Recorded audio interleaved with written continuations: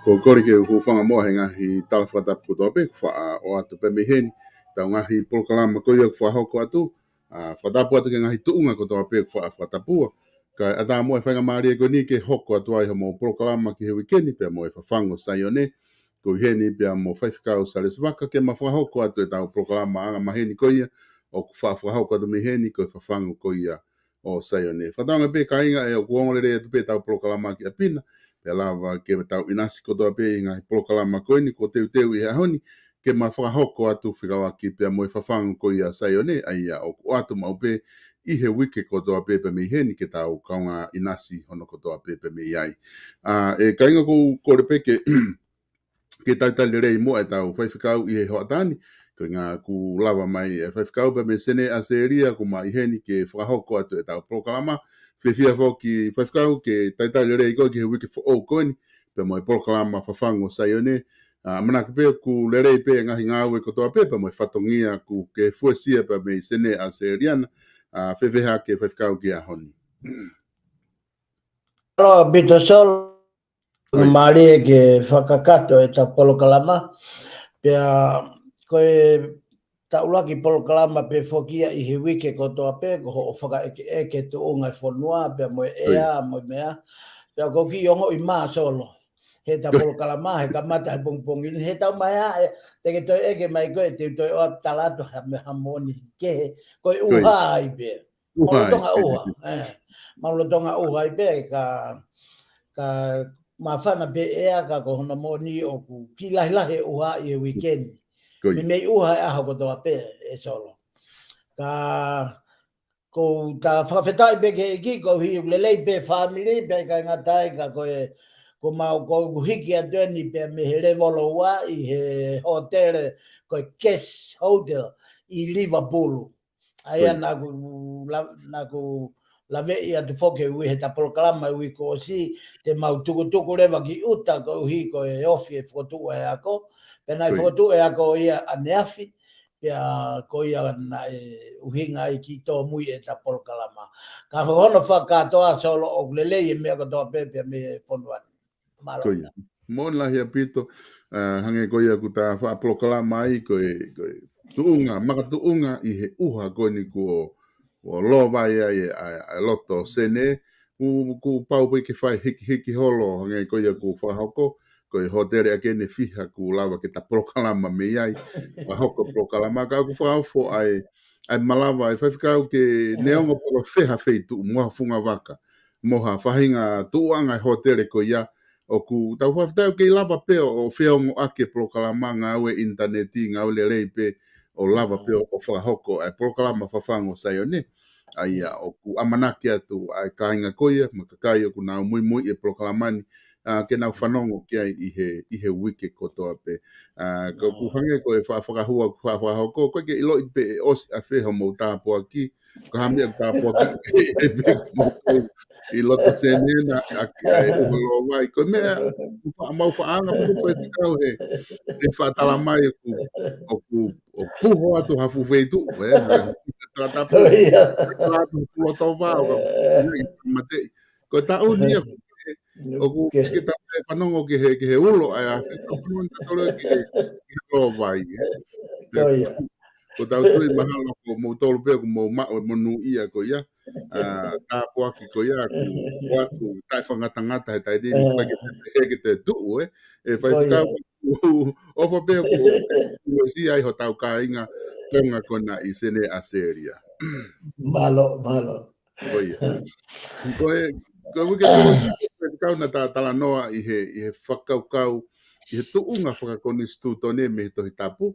Aia o ku mahino foki ko taimi ko tau mau i ai na ke tala noa foki wiko si ki he taimi ko tau mau i ai koni stutone o ku motu ai e tau fuakawa ko koe pa me otua. I he anga koe wakai whakalau maari ki ai pa mo te whakoni whai e ta tala noa mo ta polokalama. Ka ko inga koe, o koe ka wenga maho inga apito eni, e ku tawanga pe foki he tau tala noa ka pau te ke wilo ke mea i pe, ko i ngahi tala noa whakapolitikare lahi o ku whakahoko i social media, o ku lahi tala noa ki koni stutone. O ku iak polokalama pe mo e profesa pe mi he lo au, o ku matala noa i he koni stutone, ma mai eni dai nim ki he koni stutone i he mea koe ke kere mo whamauanga mo mea.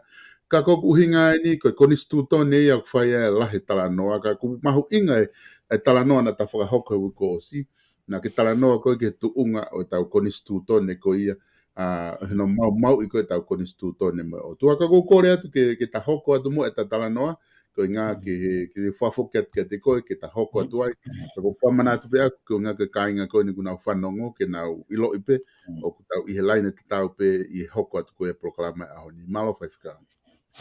Malo a bit solo pe go lau en ko whainga maari, pa go whawhita e ke lau maari maanio ni, ko ni hanga o whakakakato o ta mau e whainga maari i e ahoni, ko uhi ke hoko atu e ta polokalama. Pea hange pe ko whakalanga tala noa ko ke mea mai ki ai e solo, ko uhi ai mahuinga ko e me he tohi tapu o e konistu tone. Ko uhi he nai mahino au pito ai ngau e mai ai o tua me he kamata anga o ne hanga o fotu e lao e universi. Pea o mahino ia ki he tangata karistiane ko toa pe o au ki he ta e lotu o au ki he kakai o kai ke nausa ia ke o ke lotu ka koe kakai ai o tua katoa ai a mamani. Pea i he mahu inga koe o e konistu tone na talawe ki ai i he wiko o si, aia koe kamata anga ia tohi tapu ko hono koe fola ai o tua na anehanga o hope manawa mai o ne kamata i ne fotu me uraki aho ke aho no, pea au foke aho no fitu pea malolo ai a sisu, malolo ai o tua, kakawe laumari o tua, pea koe mahu inga ia o e konistu tone o ku heka ia i he lao. Mana tui koe ko ki mua ia e palahamena ka kia halao ia.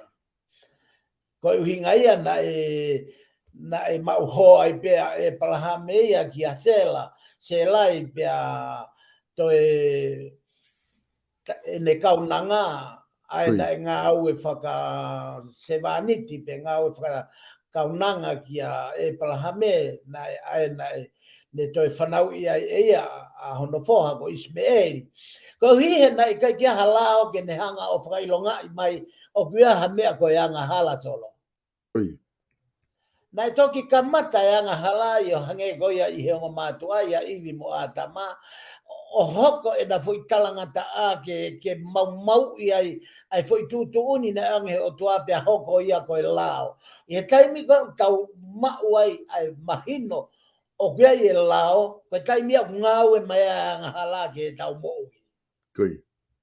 o mari e solo ko hi ai tau no fosio atu ta ko ena e ko kimu ai I he te eki ke hā mai o tua, ta na e ikai ke aha me aia koe anga hala. Ko hono hinga he na e mui beta ngā tāia I he ne fie mau be a ama. Pea ka kuia ia mea ka halao o kune mau o kai ke mau ai ponua ia. Pea kai ke mau ai pea mohono konsenisi, pea mohono loto, mohono laumari. Kai ke Koe tā o mai koe ki ahoni solo ko whakaamu ke ta foki ki he tuunga o kuia e mahu inga o e politika re. Ko hono uhinga solo he ko whakaamu ke ta molo mui wa he tohi tapu. Pea ka kuia ha mahu inga e politika re. O kui kai koe mahu inga e politika re ke ne hanga veteke tohi tapu. Ka koe mahu inga e politika re ke ne hanga reform. Pe te ne hanga whakafo'ou. Pe te hanga revival ai tohi tapu. Ta kuhinga e kutala noa ki he mea ko e politikare, ka pau te tau e ke e huitua, whakapuripuri e politikare, o ku uhinga peia I he analaiso o e moui, pea ko e moui I he human being, pea ko e moui e tangata, whakate fito ia he paanga. Whakatokanga ia nge koe ve teka malohi taha ia, o ku whaia e longo a whaia e ke, whaia e whewhusi aki, whaia e lea loi, pia mo e kāka, ai koe, o tatau, o kui kai ke hanga I nia ki he kau mau mawhaipe. Ka o ku hanga I toi tapu ia ki ha toko taha, o ku ne iloi o tua, pia hoko rewa e ne iloi o tua, ke ne whaia ngahala aki, ai paanga he waka me ia e kovi kotoa pe. Koe rea peia e apostolo ko Paula e solo. O kuaka ai anga hala kotoa pe mo e kovi kotoa pe me paanga. Koe paanga ku ne hanga o mai e maa, o ne whanau e manu. Koe paanga ku ne hanga whanau e tau whehia. Koe manu ku ne hanga, koe paanga ku ne hanga whanau I ai whakawhawhai. Koe paanga ku ne hanga whanau I whiawaki. Koe paanga ku ne hanga whanau I drugs. Ai whakatau aki sai. Ka pau rewa koe paanga, koe ia fufoi tama uri hupanga whakatapu. Pea tapuange pea moe o pega o ngau e akaharea ke toho mai te mahino ang. Ka pau koe tama uri o setane koe paanga. Koe mea ia o mahu inga ia ta polokalama he ahoni ko hono hinga kata sio loloto solo ki he paanga pea mohono mo ene mau o ku hoko he kukai ko tonga be. O ku palpare mai a Nusila, o palpare mai a Australia, o palpare mai a Amerika, Spitania, ko feia be Lucia, Ukraine. Whanua katoa pe uhinga ia tau. Tau pe ko uhi koe koloa, ko hono mahu inga, ko hono tewhito koe pānga. Taka pāre te ta sio ki ai solo. Koe whehui koe ni I he ta polokalama he aho ni. O ku ta tokanga ki he pānga I hono ngau e aki I tonga. Ko hono uhinga en solo. Mana tui, koe lai pānga, pia moe koi ni. O kuia I misi o tupo wono. Hanga whakatoka ngai, e solo ka umai ka umamata, koe fuanga hala lahi au pito, ka tau ka ngau e hala ake paanga. He kuhange ha tau hanga, o keri haluo, tapuange pia moe ne afio, pia mohono imisi, hange tau hanga tanu e imisi o tupo wono. Hono inga he tau ngau e ake paanga, hono imisi, ake kaka, mo loto kovi, pia moe tau whehia, mo whakawhawhai. Pake sio ke ngai whakatuta amaki, Pe aku uri lewa I misi atu po wonoi. Koi. Koe taimi koe o kuuki tau tolo he toi tapu ke tau ngau e maa ake paanga. E solo kau alato o mai haki puaka me o loto a puaka pe koe whehui e ni solo o kuwhia ho puaka pe ke pehe mai panga te au. Pa ko uala hipu ke kuare tia to atu lai paanga te au o atu whetongi koloa. Koi. O atu e paanga o ku maa I misio tu po wono ke whakatau mai ake e kuwhia mau a aku ko hi ko han sike he alunga maa ai paanga Mona.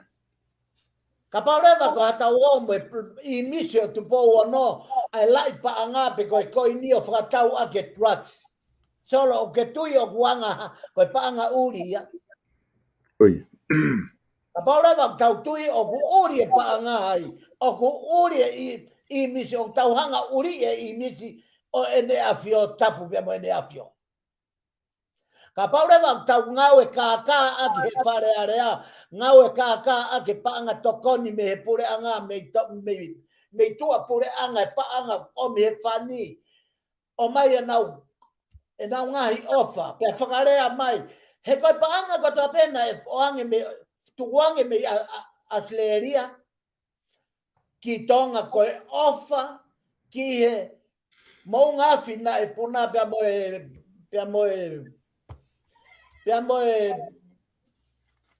pia wana hake. Koe paanga ko ia, koe paanga ai pureanga Australia, pureanga New Zealand, pureanga Amerika. Na ikai ke whoaki ha foi mawhai pētaha. Koi.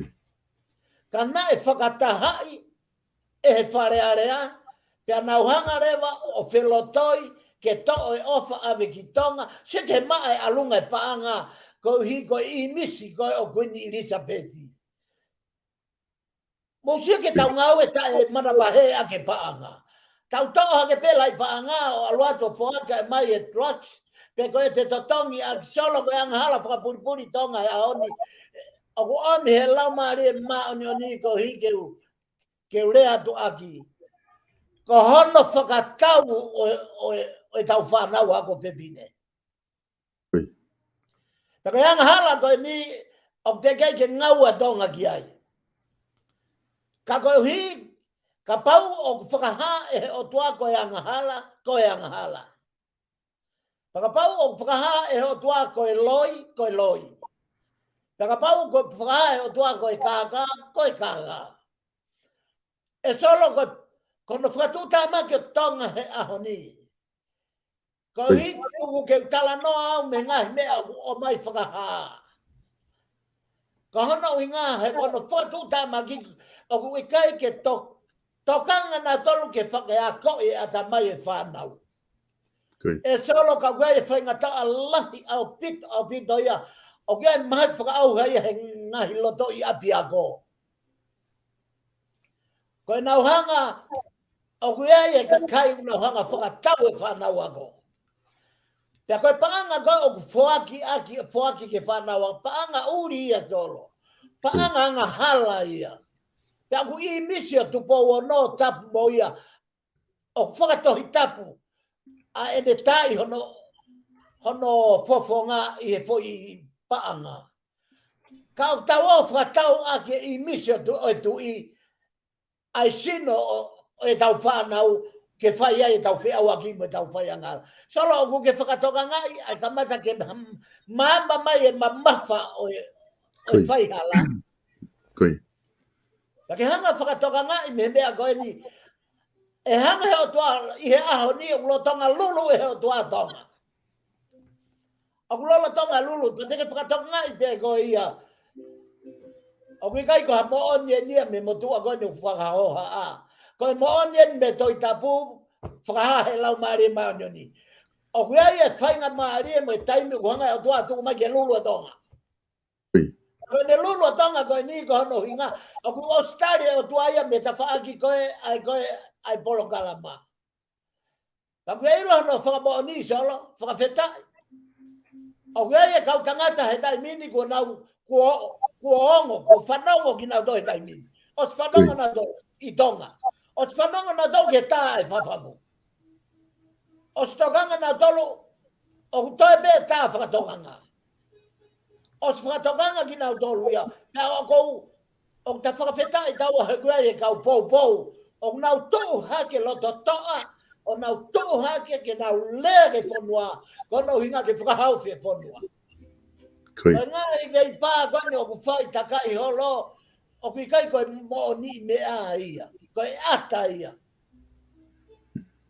Tau whoki o keri ai moni mea. Koe pau ke tau whakatomala e whanua. Whakawhoke whanua ke otua. Solo koe palparema ia isleri te uki lave no kei kai osko ia pea. Tukuatu ka whawhoke atu e ta polokalama ke te koe na whai ku. O oseange hua taha ia ko malanga ada. Kiri, whafo. Ka ko whakambe ke whawhoki atu ke ia hau whainga maari. Ke mo kau whanongo. Na kua mea e tokanga mai kau whanongo ke. E solo koe palparema ia na hoko ki isleri. Koi. Koe taimi ko toa pēna e ostu tu uni be ke sio siua. Koe tau ko toa pēku o pau ke whakamua e pua kawa. Ae o hinga kia lea folfola, tuku ke tau o Sihova, tu be mo tolo mamata. Koi. Koe palparema tonga kuria e pua kawa. Pakapau e pehe mai hata me tonga o kuke i tonga e pua kawa. E lava be ke ta tok polokalama kai whakamahino ai. O kai e potu, o nauhanga o tuko e pua kawa. Mana tu i koe pua kawa, koe konistu tone ia. Koi. O ke tia ke ono sia ke mama lele e mea tau hinga ki ai. Koe pua kawa, na e whao ai o mo tohi maka koe, te kau e hongo fulu. Pea koe uhinga e malohi koe a Isleri. Na i kai uhinga ia he nau pate i tau, pe koe na kakato e nau mea tau, pe nau tokolahi te unga. Ka na i uhinga e nau wikuna ie, ai whanua sentaire ko toa pe, na e makatonga pe ia i he puha e fuakawa. Koi. He pei ha tau pe he i maman solo, whewhea tonga. O ke ilo a tonga, ko e tauhanga tau i ngai puranga malo hi o tau i am pe hiwa lotu. Hiwa, ai bena i whai sio siua pe a moe kau Isleri. Nā pena tolo hiwa whakalotu pe o takai, he tua a goia o seriko. Koi. Pea oto me vini me holo ai aia. O tauhanga whakatokanga i e mafi e o tua. Ko e mafi ko ia ko e whakamuke e ongo e mafi e o tua i tonga. Ke ne hanga lolo, pe ne hanga ta ofi. Ai mo veu, ai whaihala, ai whiau aki, ai trucks, ai ngau e kaka, e kau taki pure anga. Mo e nau tae ofa, i he kau masiva, e whakate fito pe ia, e tohi lau ai o tua e solo. Solo koe mea ia o kou whakam koe ke ta unu mai, whakatoka nga i ange ai mamafa i nisi o tupo ono. Pea au kusai e ngai paanga ko toa pei mamani, he koe i nisi o tui. Take whakatoka nga i nisi o tupo ono. Ko hono whonuana e whakilangi. Koi. Pea koe mahuinga mo e mamafa i nisi o e paanga tonga, ai o whakaheke e i nisi o ene awhio. Ke tau iri fia he whai kākā aki. A manaki me ke te alo whakatau mai ake i nisi o tupo ono ha trucks. Tata o, hange pe haku hanga o whakapongi tapia mo ene awhio, a ene awhio monopureanga. O totonu ke mau e whoiongo ko ia he kau whare area. Koi. Ke nau kai haa, pia nau ngau e kākā, pia nau wala aki meho nau mawhai o tau e paanga koe o ave ki he, ave paangoi ki he. Mau lahe ko nistu tone, o kamata pe me tohi lao, o hau ai pe, pia koe whie lao e si tua e o tua solo. Solo lolo e whakatalanga, Malo apito. Whaiwhikau malo apito. Pea ku mahino apito ai whakatalanoa ku ke whahoko. Ko inga he koutu'i ko ke hanga hoko i mai e ta talanoa pea mi he ta polokalama ko osi. Ke ta talanoa ko ia i he tuunga ko e konistu tone me mau ko ia. Ta hoko i mai eni ki he kano i mata ko ia o e anga hala ko ia ko e o se tane ko ke wharea ki ai ko he polokalama ane ke tamauri o se tane ko paanga aia oku hoko rewa paanga ko palo pare malahi e ke mo ui oku mahino fo ke te au ia whaifkau ko tupu hake ko tau tupu hake I tonga oku mahino pia ku masiva e tau mo ui tonga pia ku si ke mao e paanga ai e taimi lahi pia koe ngā ue ko toa pe foki ku pau ke whinga ke mao ha paanga ke lawa whakakato ake ngahi ngā ue ko ia ka koe konga koe ni ku ke polokalama koe ni ku ke whakahoko koe ia e ahoni pe me he fafango SAIONE koe whakatokanga ia ke mau ko koku whai he paanga ki he tau mo ui pa koutui koe fuwako naki mahu inga apito eni ke whakahoko aia rewa ka pau e au ia ke tuunga koe ni hange koe ni ku ke whakarea ka pau ngau hala ake he kautaki he wharearea pe me kautaki e paanga ko anga hala he ko paanga uri ka pau hanga e he kakai o fonua o whakatau ake drugs e paanga o mai paanga ko ia o mai o whawhanga ake family pe ko hawhainga mea mo ui mea e whanau ko paanga uri ia ko paanga hala rewa ia ko palopare mai paanga ko ia aia rewa ko tonu ia whaifkau mahau sayang ke ute te toe ka pau rewa oku hoko paanga ka tu kia anga ia ke mo ui a kakai me mo ui a karistiane oku ahalau e wholofola ki ai oku mahau sayang ki te noftai paanga ki ta ia he te kei nofo ngā ue i paanga whaifkau Malo bito solo pia o gauho whihui whakaofa he kunehanga o whakamama mai ai mahu inga o e tau nofo he mama koe ni he kai ki tau ala mawa e tau do mo paanga he kai tau ala mawa e mo paanga he koe o whanonga ia koe ni koe paanga ku ne taki ki tau tolu fie mau e me alere paanga fie mau e business le paanga fie mau e whare paanga mea kai paanga whaito o paanga mea kotope ka o ki ai foki ai tu uni pau e doi tapu ke paanga ia ku ilo pe ia he kau whaulao koe na koe I he whare area koe mahuinga ia koe ke hu ai doi tapu I he kau whaulao ko hono uhinga he ku hanga he doi tapu whakamama mea lahi I he toi malakai pe koe wahe tolu o ku tala no he vesi walu hiwa mo hongo fulu ai whakamahino si su e mahuinga e paanga e se tolo o hanga e si su o whakamahino ai mahuinga e paanga ko e pau ke to'o ai wahe hongo fulu e taha I e paanga ko toa peo ke mau ko inasia o e otua inasia o e eiki pa ku maari e foki solo whakatonga e siasi o sisu kalaisia kau maa oni ngai aho ki muini o ku kau ia he nau foi toka te rine fefeka au pito mo ui mo longa mo ui ai pau ke whaki e wahe hongo fulu Ka taimi o tau uno mai koe ke tau whaki hange koe tuku mo ui hange koe misinare hange koe o ki ai beho no tā puaki o whakatatau ki ngai tā puaki ai ki ngai whakamatala ma ngai whakamalanga o whai he kau whai whikau e ngai siasu nau tui ki he misinare te nau tui ki he tuku mo ui ta kui kai koe kuala ki ai ke hanga tai e nau tui ka koe kuala ki ai he whakahino hino e toi tapu e solo ka pau koe paanga te au koe ta whakatātāna ka pau koe paanga koe ku wahenga koe whako na pensioni au he tau kuosi aia ko liriu le wau ia alo ia he taimini ki he whahenga wahenga he pure anga koe mau pensioni ka ko wahenga koe o mai he pure anga koe paanga valunge au I he fortnight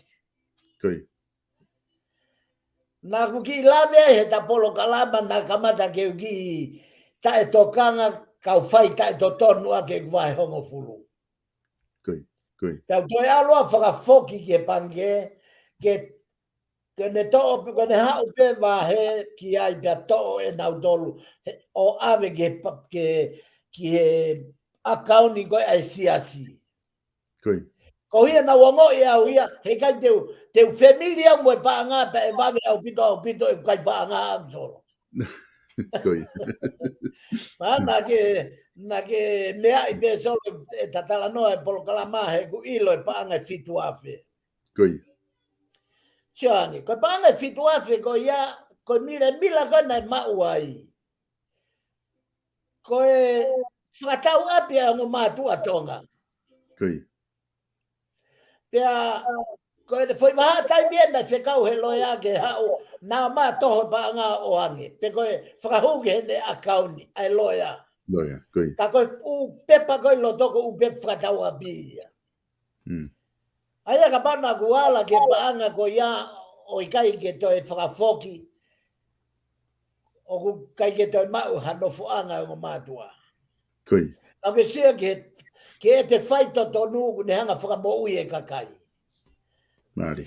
Ka kuhinga i tala noa pe he. Solo te wapegi foi whakatata ko e ni e taha. Koi. Ka mahalo te ne hanga hului ai mahu inga i paanga. Ko whoha ko Alan Walker. O ku ilo e he taha Karistiane ko toa pia Alan Walker. Koi. Ko mea ni e taha hiva valu. Taha hiva wafe mataha ai. Koi. Na mana tui ko Alan Walker ko fu evangelio i loa ia siat whakatata ia slerian. Ia, kono whoha ona na ka ke whiri ia ke alu he lotu. Koi. Kana e whiri ia ke alu he businessi. Ia talo e lere businessi ai whoha o Alan Walker ko tala loto hanga ton bena Alan Walker. I he nerea i he conferenisi. Ai siasi uniting i he wapataha. Kaka nerea na ne vehe. Na wale peko huanga no whoha talange teti. Toko ni mega te au. Me talange Alan Walker ko hae mea ko tange hono whoha. Talo e foto e businessi mo gongo e aguia o ke mau ha tupu ia. O e businessi. O wanga ia fukato ko guava. Ko no tanak mai peo fa ko de albe ko ke de lava o sio kia. Koi. Ko fai ke di poti kia Alan Walker pe ko tari na Alan Walker. Foi tari fai ngo fu tari ma pe Alan Walker. Na ke li ho vai ngo fulu. Ke talange he foha ko ni. Kai mi ko fai nga mari e peri pe ko mi ko fai nga tamagi pe kai pe alu yang mau inga ke to tonge mo wa ia o business tange Alan Walker. Ko matapa ia tari mai o tua meia. Matapa ko fa tu kama. Koi. O kai ke tari o tua me matapa ko o ke ave ai a ho panga lahi. O tari o tua ia he ko e sivi ko o ne sivi ia a ke no lahi mo wa fai ngata. Koi. Taka parte ke hanga me matapa fai nga mari. Ha o tu he matapa fai ngata magi. Pake hanga toka nga i ai ho va mo o tua. Ko taimi te ke tufi e ta tufi tau fa au e ta bo. Ya ko tala loto ko ia ai foha, pe pereva. Foke foha, mana tu ko business ia foha ko alu ia blau kilo elia. Koi. Gipoa. Hange ko ngai tu ko hau ki he pure anga mo mea. Blau kilo pe. Ya ko ne alu ko foke fai li to tone vai hongo fulu. Pereva he foha, kia Alan Walker. Si e kato ia hu talau se ke fa oi ai profit ai tupu be ai business. Ko ke whakatanga e te mahuinga ko hinga kulave ki ai.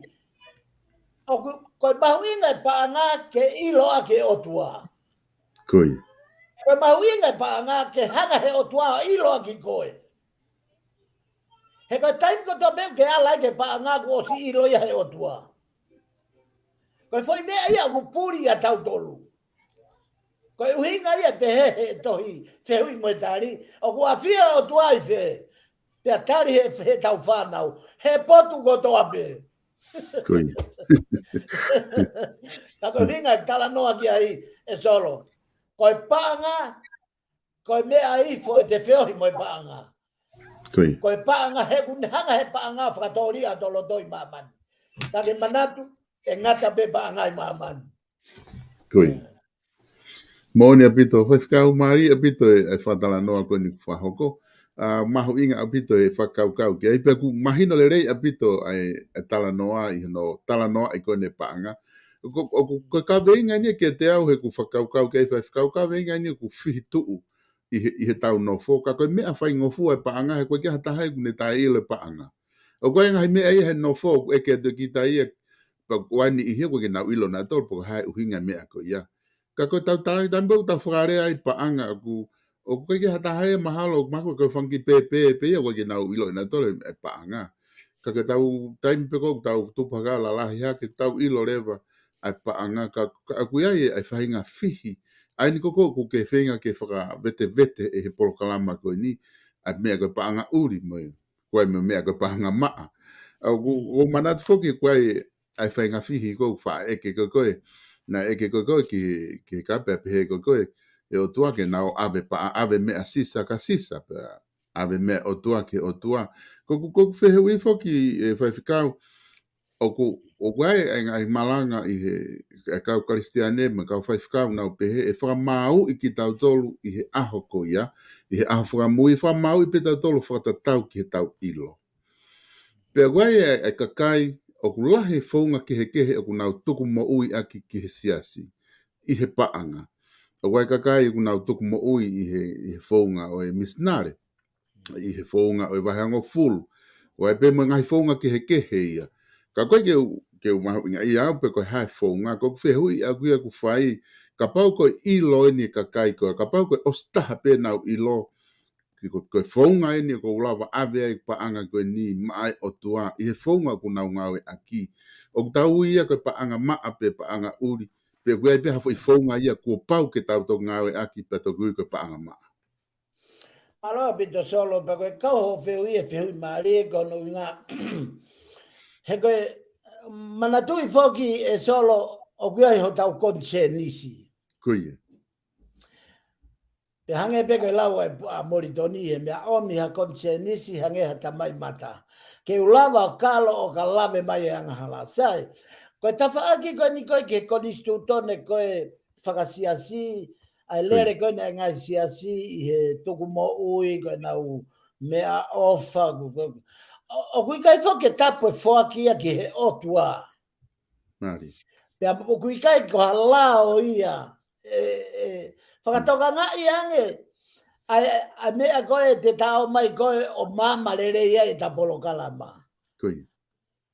Koe foi pekia, koe uho foi pekia na whai e sisu koe ofa. Koe. Ta koe foi ofa koe ia koe sino ia e otua. Ta ke hanga rewa whakatoka ngā i me iai e solo ai mea koe ni.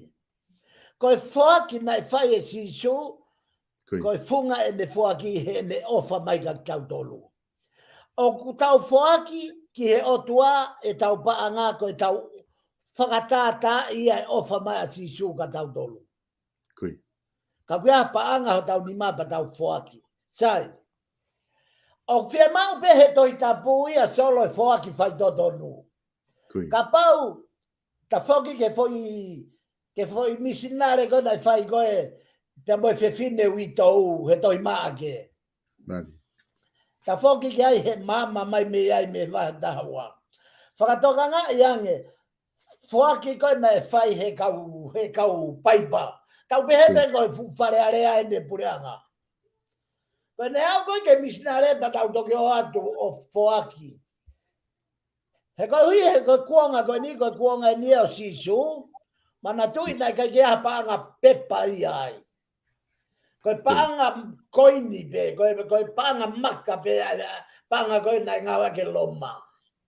Pa koe taimi koe nau whaki ai, nai hangea fufo i hina u fōsi o no ngutuki o lunga ka alo fōlahi ki lalo. Pa koe taimi koe nau ofa ka kokolo ai koe no laku koe paanga.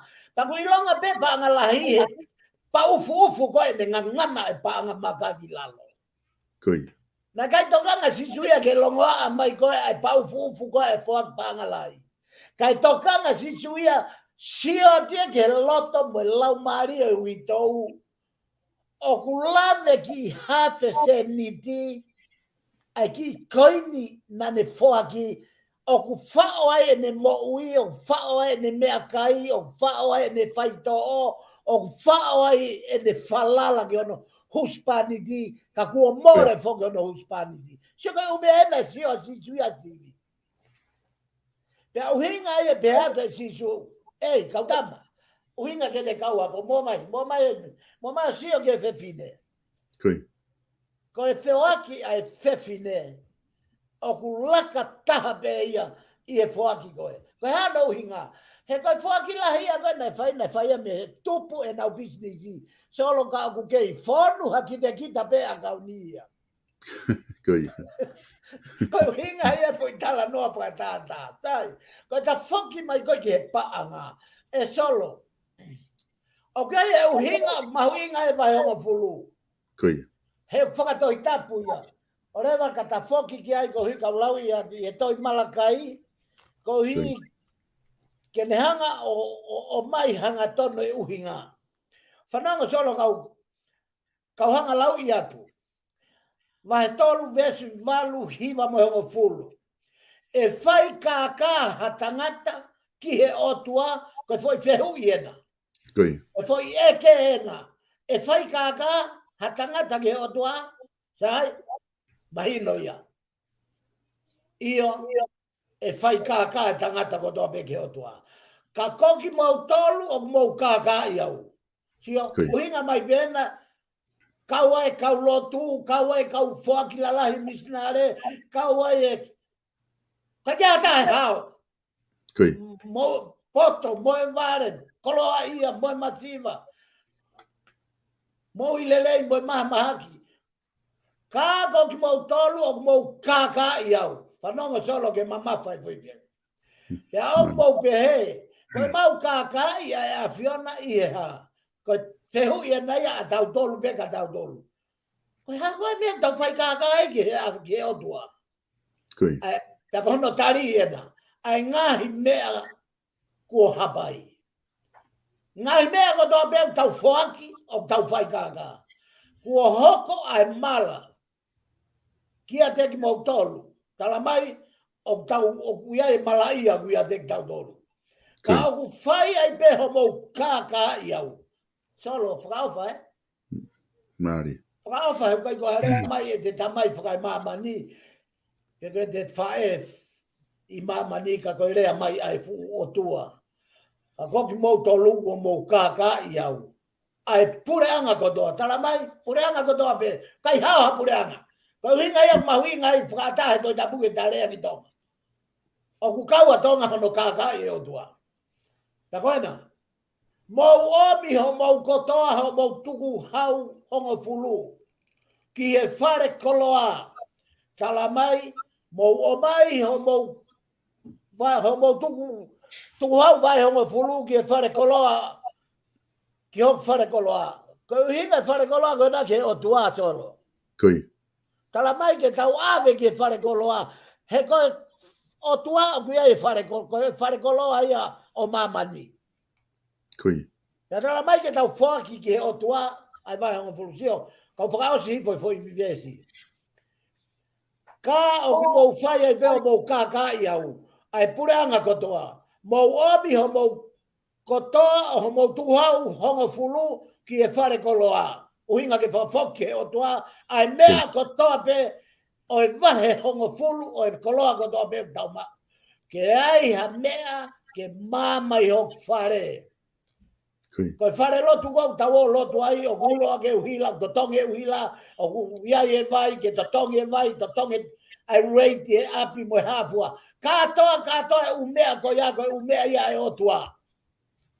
Ta ko hono to tongi a ke paanga pe, ko inasi pe na tau whake o tua, pia to tongi pe ia e o tua ki he ne mea pe ana. Solo koe whakalolo mai whakamao po ente o atu. Whano. Ke aia mea mama ki o whare pe ke mou sivi au. Mua aki ai mea ko ia. Ko si hova sa pao ti ia. Hei kai te toe tānaki mamo tolo hangahi. He kai te toi tangaki hangahi mea mamo tolu. I e kato pa loto langi te uhakiri ai tapu aki ki a teki moto solo. Koi. Moni pe ia ku ia tapu aki o misnare. O ke be tapu aki ona. Ko tu mo ui. Ka ko tu oni ai to tapu ke tau vai ngo fulu. O ke ilo no uhinga whaka puri o whakatae o tua ke tau vai ngo fulu. Koi. E kune hanga sivi aki o ilo e tau lukaka.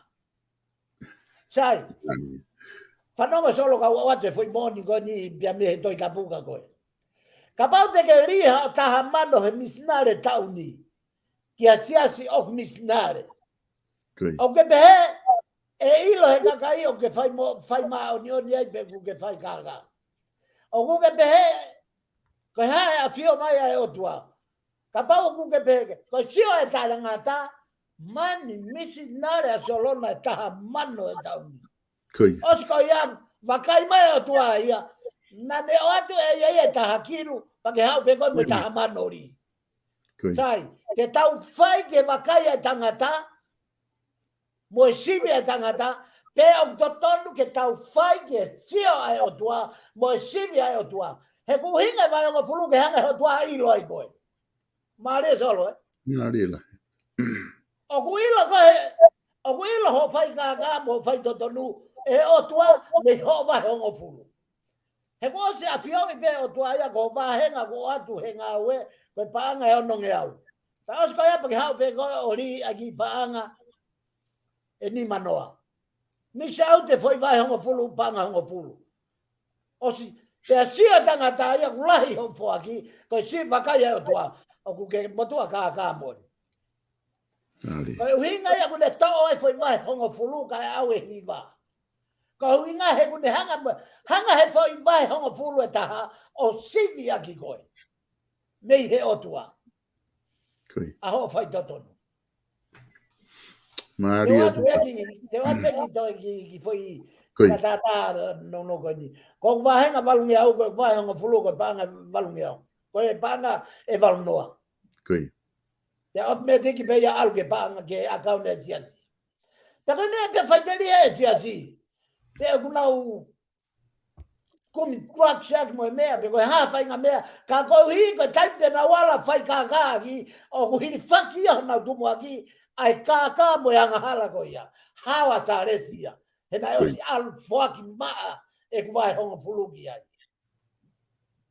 Mona Maria pito e fai ku fa ma fa na pito e fa tala noa pe ku mahino mai mo ka vinga ko ya ai fonga ko o ku uhinga e vai hong fulu ko ni i ku tigai fo ke na mahino e ki na tolu ai fonga ko ni ai ko no uhinga ni ku ke hanga o mai ke sivi ai ki tau tolu he o tua pe tau fai to ton pe ikai ai o ku he tau fa na pe fo ki fai ka ho ngai me alai ko taimi hoko hanga me he mo ui tau pe mo social pe politika pe mo fagalot o fa e ke fo ke ka to la ko ha me afua ko ha lula fua ko fai aki nga au e koe ni.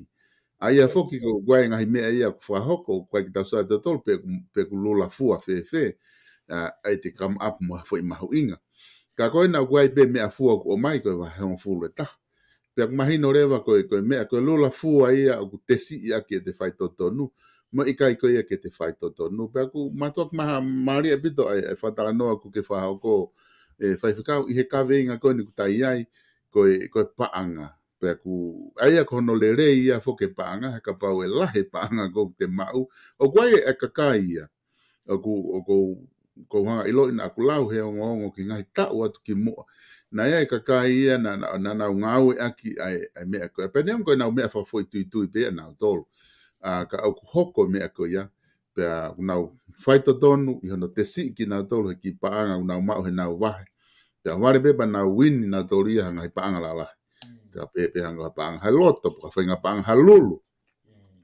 Pe hanga ki whainga ta are vai e taimi ko te win mai ha ni makilu pa te seatu ki dai ko fu ni fiha e to o me te wahenga vai whakau pe hanga e rewa ku o ku ngari whainga ta are va ai taimi ta wala ai o whainga ka ko wanga ko mahino ko ho whamatala o ke tala noa mai hono te si ko ia e tau whaito tonu Whai whakawai mo taimi taha o ku ngā ue aki he kakai o ku mao e nau paanga pe nau ngāe maalunga ai whainga whakau ta koe paanga ia hangena ki tala noa ki ai koe paanga i koe ana e mao ia he whaunga ko hafo i kai koe wahe ia koe to tonu na nau mao me he whare area pe koe ngā ue hae lakanga ku nau mao ka koe hafo i tila ia ku nau whahau ka nau tolu makau siaina i tua o mao hafu paanga lahi pe ana o lewa na tolo o mai paanga ko ia ave ke siasi o ria ko ngalahi siasi ke tokoni ke ngawe e siasi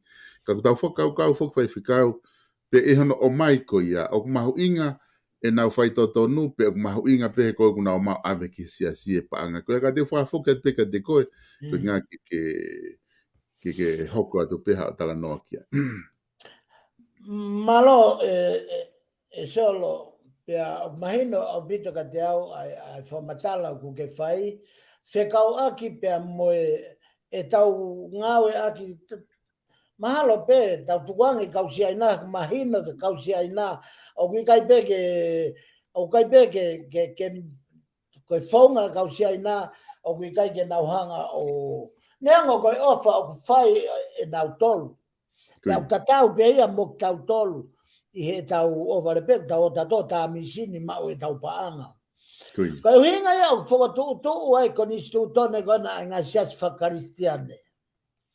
He ko sias ko toa pēr wea nau koris pēr o nau lawe nau tolu wea. Nau o sawe nau tolo sawe ai ngai ta wha ke ko ia.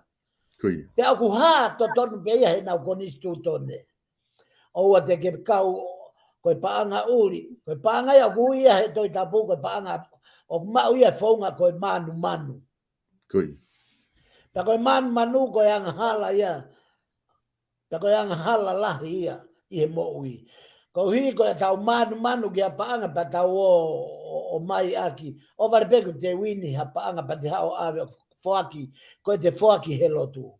O kui kai ke koe foi whoaki ko toa pe foi paanga ko toa pe ko se afio ia he o tua. Hono alu ngā solo. Monla. Koe parestene siasi pe koe fai whekau sea o hasiasi o misinare o ka whoaki ha miliona koe foi mea mea o fia ai e tangata ia koe whika. Whoaki mai te vita i paanga ta miliona. Pea tau toki hanga ki tau tolo o hike mo tua ko ia tuke langi lau. Ka tā ko au tae aonga ne whoaki ana. I he wakai mai ai otua. Ko hono uhinga, he kua stoka whio i he tua alunga paanga ko ia, ko paanga hala, paanga kaka, paanga tae totonu, paanga na tau whenga ke ufi aki pe hanga hala, ke ngari lelei. Mea ko toka o se a whio i he otua, ko tau whai a tau tuani me fua tua mo ui tolo. Pa ko e huinga ai, ko menu maria ta, ko e whainga ta ke mahino ke tangata malanga, mo kau malanga, mo kau whaiwhekau, mo kau karistiane, ai paanga gui ko paanga maa, mo paanga gui ko paanga uri. Ka kohono whakatata pena he ta POLOKALAMA he ahoni, ko ta hanga lavei ai mahu inga I misio tu powono. He koe tui, nai whaia ne kovnani te moe otua. Pea wakai mai e otua ia, o ku tawhea te paanga ia me pere paanga ai kausia ina. Solo, o ku kau ia ta foi kaweinga ki he ta POLOKALAMA, kana e uhinga pe ka pau he kai ke kakato, te talave ki he mea koe pere paanga hono whai, e kausia ina whariki aki, o kai ki pegu ilo ia e tonga pakangi kai, o si ilo peka ofisa meri noe ngai api, pau. O whakatahe kau business ia kona asia ina ki ai. Koe nau mea na tau whai, koe nau pere panga na tolu, aina e hae ku visione, peti, taha mano, peti, tahafe. Kara e ka kua pau ke ta au kia e ta POLOKALAMA I he mea. Ka koe kuhinga tu solo, koe ta lavei, koe uhi, ke whakakau e pure anga, koe pa anga, o pau ke ofa ta mo tau lo to tau ofa e tui pe tau ngau e lele ngau e ma ngau e ka pau wa mea fo he ka pe ofa mai fare area tuku Koi. ofa mai a tuku he ko panga ko ya o ku mo fie ma mo tolo panga ke fa fanga ke anga hala ko ya pe aloha ke be tau fa nau o anga yang hala be fa te fito e tau fa fanga ke panga uri panga o ku ka ke tau pe mo ko panga o ku ma o whakate whito ia me whaki ho tau loto Koi. e aku ne hanga whakamaa ho tau ni ma ke whaia ke tau whaki Koi. sa me vai ua whaa pe koe veso no ni ma ko hai e hake ke mounga tiowa ka koia pe aku ni ma maa mo loto atata ko e ongo mounga i oi whaki ko e uho e na whaki ke o tua ko e ni ma maa mo loto atata e ne whaki ave be mea ma kia ka kai o ma Mari. Mo la e pito fai kau o ku mahino a pito pa ka ven he ka ven mahu inga a pito ku ke tala no ki ai hange ko ia ko fa ma mai ko ki hanga o mai ki he ki fa kau ko te tala no ki ai ko ni mama mo loto o ku ma ai o ku mahu inga ke fa hoko aki ku toko ni mai to ta ko ni o ne hanga o mai Augustino ai fa kau ko ni ko toko ni pe ku ne fa manatu mai pe ia ko toko ni ke POLOKALAMA o ke masiva o tua ia ko ene tesi e tau mo ui pe te ke manadu ia ngeia e ko vai hango fulu ko ene fono pe fekau ke tau fai ko anga pe ki sio ko ta hani ku toko ni me pe i POLOKALAMA o ne hanga o mai i fakau kau pe ko ia fekau o ku fai ke tala noa ka kwange ko ia ku ke o mai ko he i fakau kau i no fa ma bo po mai ai fakau kau he tala noa ko ni he konustu to ne mo no mau i he paanga ko fia ma o foaki ko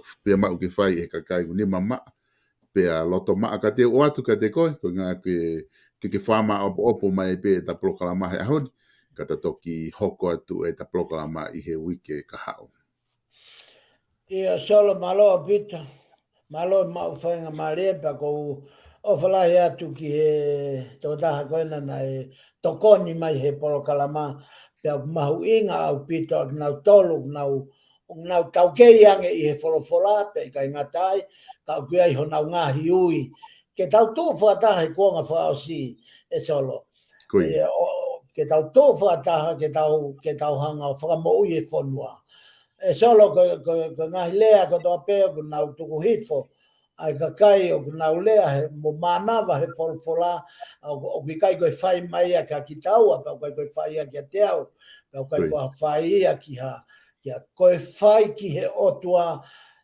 ai ka kai ko toa pe o ku nau kala noa ki a ngahi mea o ki kai ke nau fie maari ai. Solo pe te kai ke u whakamaa popo e ta POLOKALAMA ko lawe hi whafoki o ki ai toi POLOKALAMA fo o as mai bea me he o pe koe whafangu me he otua.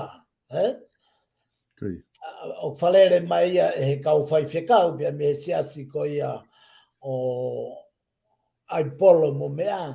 O tau sia ai ke mahu inga o i ka kai ui, tau sia ai ke mahu inga i ka kai pani, tau sia ke ka kai o kuiai e nau whaka amu ke whaka mo ui e whonua, mo whaka mo whafoki mai monu ia ke e whonua. Pea ko whamalo lahi atu i he POLOKALAMA ni ko e POLOKALAMA fo ko ia ha mai ko whafangu, ko whakamu ke lahi whafangu e tolo. mari Mana tui ko whafangu nai kamata ai tai to ngā ko at least po hiwa. koi Ko on po Samuela at least po hiwa nai o kui ko whafangu o tonga. koi Pea hu mai rewa pea mo whafangu o SAIONE. Pea koe na toi hu mai mo POLOKALAMA ko whafangu me o tua o i kakai e whonua. E solo ko lahi ange ai ta ai whafangu ko ne whiongo aki ia ai whatomala. Te ke hanga whakatoka ngā i mea koe o uhinga ai mahu inga pa ko whamalo lahi ke kau whaifkau na loto lahi, na loto toa o kai koe uhinga ke tau hanga tala noa tuku hi fo e whare tu I, pia moe kau no pere, moe kau ho e ki, moe ka kai e puranga. Fie mau e whakato mala. Fie mau, pena ke kau he whaianga hala, pena I kai ke kau ai. Ka ko tau osi e fihia ki he tuku e whonua ki langi. Pea kui ai ho to tonu ke tu o lea ki he mooni. Taka o kui kai koe mooni o nofo pe kautagi. O kui kai koe mooni nofo pe he paremia. O kui kai koe mooni nofo pe he tui. Koe mooni koe o tua. Pea tau loto lahi ke tau rea ake ai whekau mei he o tua. Ki he tui, no pere, hau eiki, paremia, ka kai e whonua mohamea vare. Pea koe mea ia kui koe ofa mooni solo. Solo, koe whamaa popo e ta polokalama I e aho ni. Ko whakama ke whamaa opo e ta polokalama pea mei he malanga a Reverend Dr. Ahio. I e mea whaka eiki koia on po Samuela Akris Pohiwa. Nane malanga I ai, ai ma oni koe ni one I he ne ves malanga ko ulak korin tova e hiva ves taha hiva. Te hange koe kulau at koe ni pia kumau he whamiri e siaus po hiva mo mea. Taka pau nau kaike, te kaike nau whakatoka ngai koe ne ves na malanga I ai e Dr. Ahio a Samuel Akris Pohiwa koe paremia whakamui na tō tau. Pea me whare area I e uafta hiwa. Pea koe ne ves malanga pehe. Seuke, neonga kuau taua taina me he kakai ko toa pe. Kana aku ai whakapōpula au ki he kakai ko toa pe. Koe uhi ke tokolahi taha o ha kakai te uma. Koe whai ves malanga ia nei malanga ia e ahio. Ai ngau e lelei nei whai e Samuela Akris Pohiwa. Te maria e ne malanga, he nā ne whakamamafa e ne malanga ai pehe e ahio na e whiri e akirisi e ne tau ataina a ana. Kana e hoko e ne tau ataina ke whakapōpula ia e kakai. Pea I he ne ofa ki he kakai na ne tuku e ia e ne tau ataina ka ne hanga ia whakapōpula ia. Ko hui kai lava ke mau mai ha kakai toko lahi. Ko hui he na e whaka ko hui ngai ai apostolo a Paula ai na whakatata e Dr. Ahio ki he ngau e na whai e Akris Pohiwa na ne hanga neonga ko e ne taua taina a ana a Akris ke whiri ha mea tene whai kana I kai ke ne tuku ia ke taua taina kana ne hanga whakapōpula ia ko uhi ke whai e loto e kakai toko lahi ke mui e kakai toko lahi a te ia. Kana ne tō ne whamamba whahe ngai whi kawenga ni mauaki. Koe taua taina, whataua taina ia, kai whataua taina haka kai kehe, kai pōpula ia a Krisi. Ua, ne uai ki he siu, ko hi kai lava ai ke umau mai mua ka kai siu ke. Tolu, ne uwhai ki he kau mau laloa, a ki nau tolu nau mau I lao, kai kehe, ke umau mai hakau kai whalao. Nima, nā ku hoko koe mea kehe, ki haka kai kehe, kai lava ai ke umau mai haka kai kehe. A koe kāto ia, ai ngahi mea nei hanga, tai whakamama whai ai e ngau e aonga, mo ngau e rioa, nei whai he mā oni koe ni ko Akris Pohiwa. Pea ko o stohi ono hingo ahe plak poe e moui. A ke whakatoka ngai solo, ai vevela ai hala ai ma oni. Ko talo e pekia ai ma oni ko mono ke taunga rea pe mono ke tala no atu hi foi mono kap pe mono tagi. Ko si so to ta pe kolosi. Na ya u tunga fra mamahi ko ya. Ke tunga o ma oni ko agirisi. Ko fra o si leva de ves malangana pe ko rea ni mo fra tokanga fafangu te ne ki tonga. Ya ilonga ha me o go fai. O wau whai a koe hui koe kōsperi. Koe hui ke inas whakataha ai ka moha ka kai kehe. Maloso. Malo apito whaiwhikau, maaria pito ai whama opo ko ia ko whahoko. Pea ko whamalo lahi atu ki ate koe i he lava le rei ko ia ai polokalama o ahoni. Pea mo e polokalama ko ia whafangu o SAIONE. Whamalo atu ka teki mo tolu ko toa peka inga whanong. Lava ke mo mui mai pea mo kau mai. I hono o wahe ko ia e whakau kau. Ko lava ke matala noa ki ai. Pea mo e whaiwhikau i he polokalama ai ahoni. Whawhi atu ki mo tolu ke he polokalama tatau pe o wiki kahau ke mo mea mai. I he pule lulu, taimi taha ho ata, te mawhahoko to e tau polokalama ko ia whafango SAIONE, ka mo mea.